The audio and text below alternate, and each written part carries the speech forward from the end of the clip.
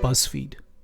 That cesspool of regressive pandering that has proudly taken up the banner and been leading the march against Indian men after the alleged mass molestation that occurred in Bengaluru on New Year's Eve.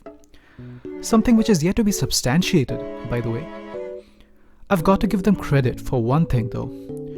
They are so unequivocally anti-male, because hating men is apparently the trendy thing to do nowadays, that it just makes my job, which is to take apart their arguments, much more easy.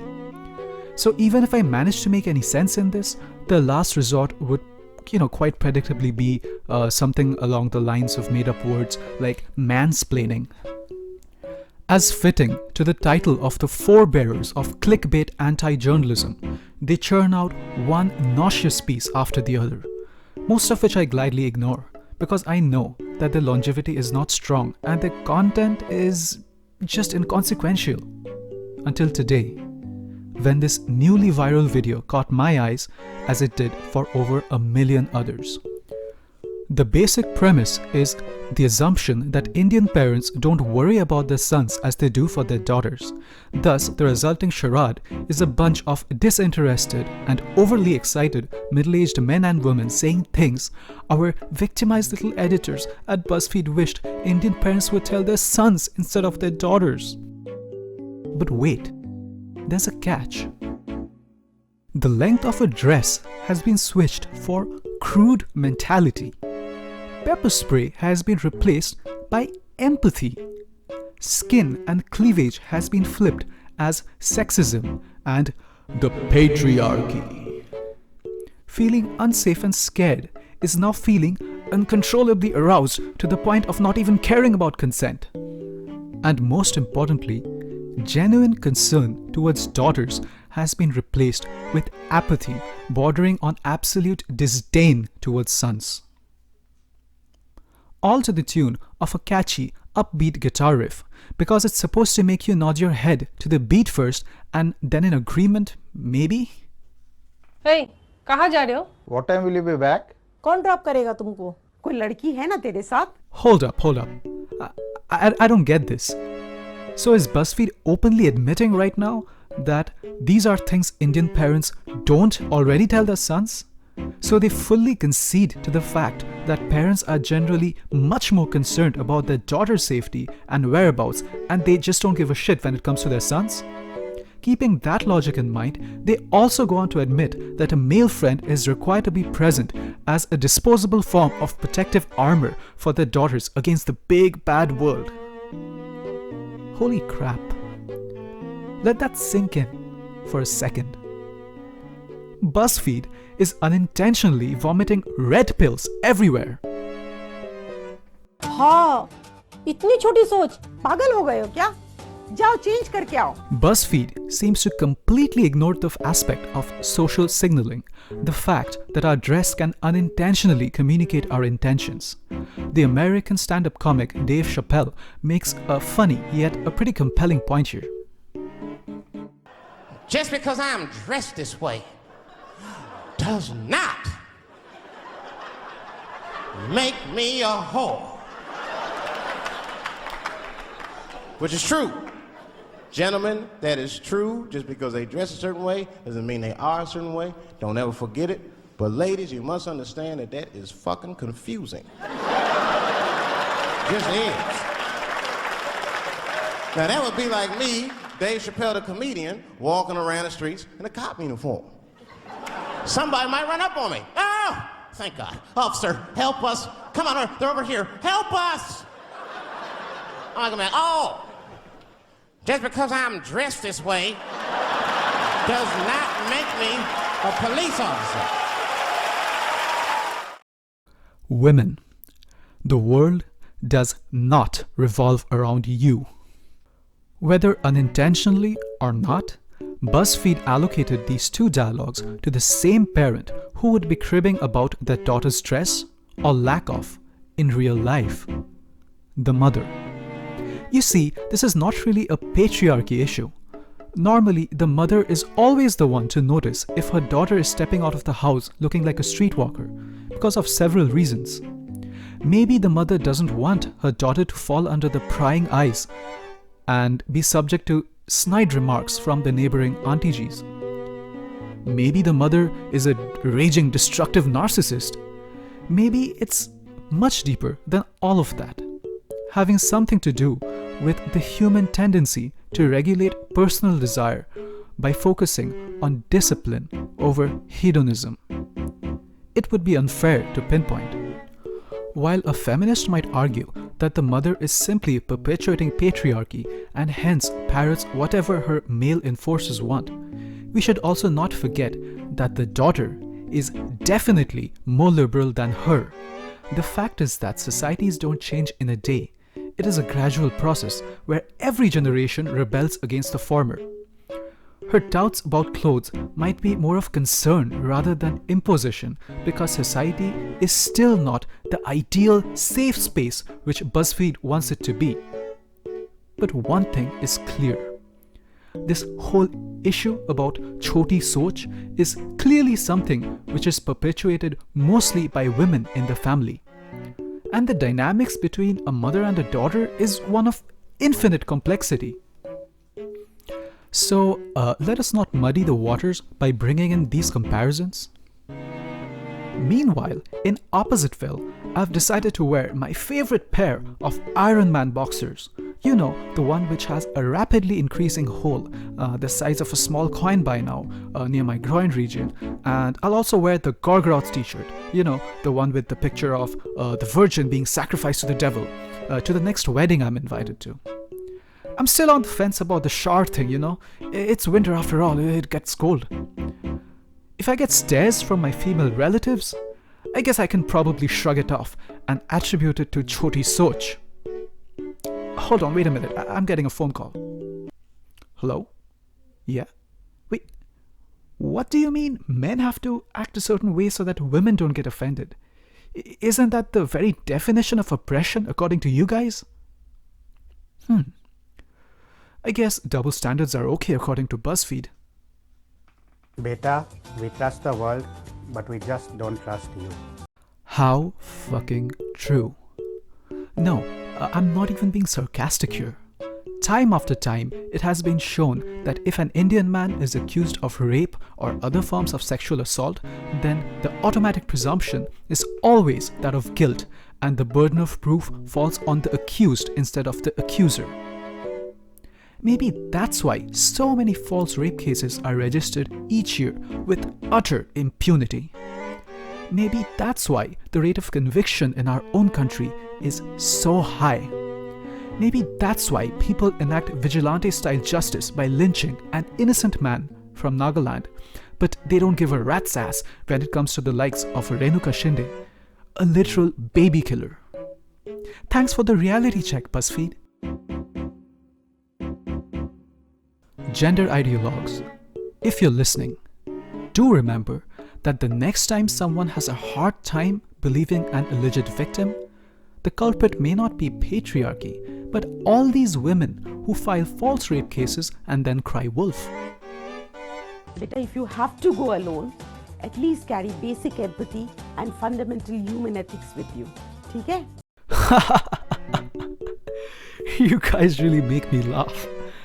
It's implied that Indian men have to take up the heavy mantle of empathy and fundamental human ethics because the people at Buzzfeed obviously want nothing to do with all that. Funnily enough, this made me think of the Nirbhaya incident. Does the name Avindra Pratap Pandey ring a bell? He was Jyoti Singh's friend. You know, the one who got beaten up with an iron rod while trying to protect her. I'm quite sure that he didn't need to be told by Buzzfeed to humanize himself right before he decided to protect Jyoti with his life. But he's obviously not, such a good representative of the Indian man, is he now? That really doesn't serve your agenda, does it, Buzzfeed? अच्छे घर के बच्चे patriarchy नहीं दिखाते.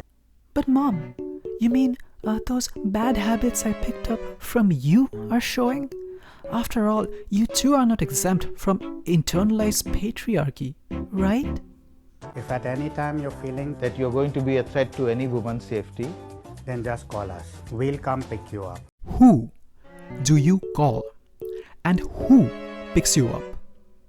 You can bet your sweet ass that Auntie G isn't waking up at 2 a.m. in the night to drive her Tata Nano to the pub halfway across town to pick up her blackout drunk daughter.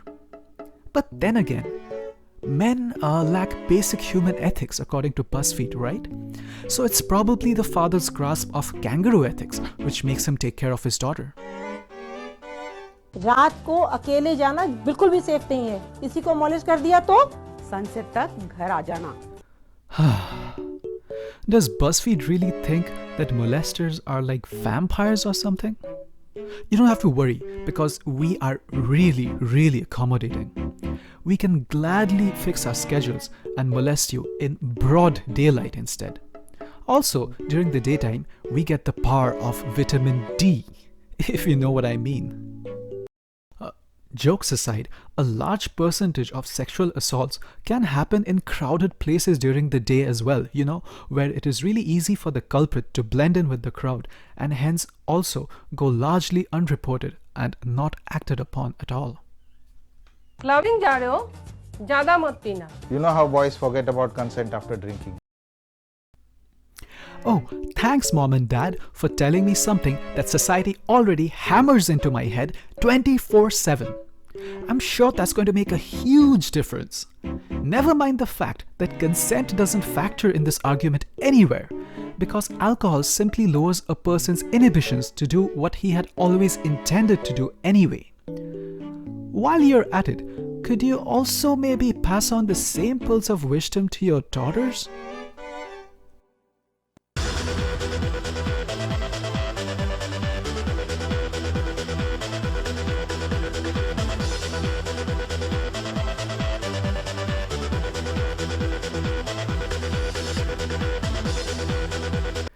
If a man is drunk and misbehaving in public, especially with a woman, then there is a very high chance that he'll be dealt with some solid public justice in the form of thrashing from other men. If it's a girl doing the same, she'll probably be awarded with a few indulgent laughs and people will either wait for her to sober up or pass out. And listen, your sexism is showing. Cover it.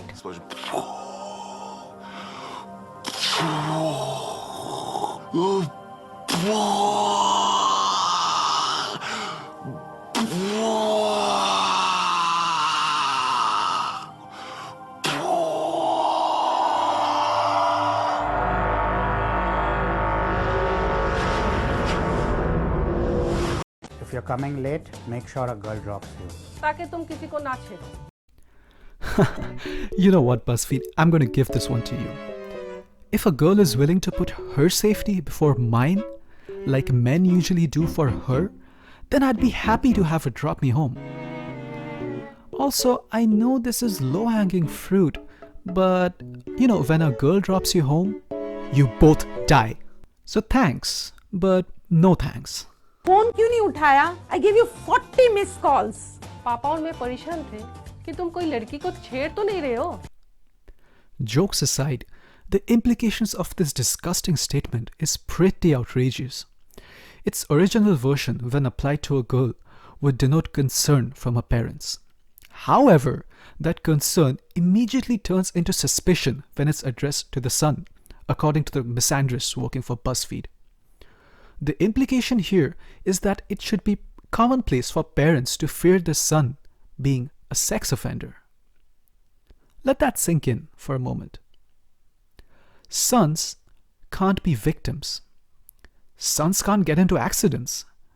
Sons aren't allowed to be afforded the luxury of 40 missed calls simply because they are being missed by the people who have raised them.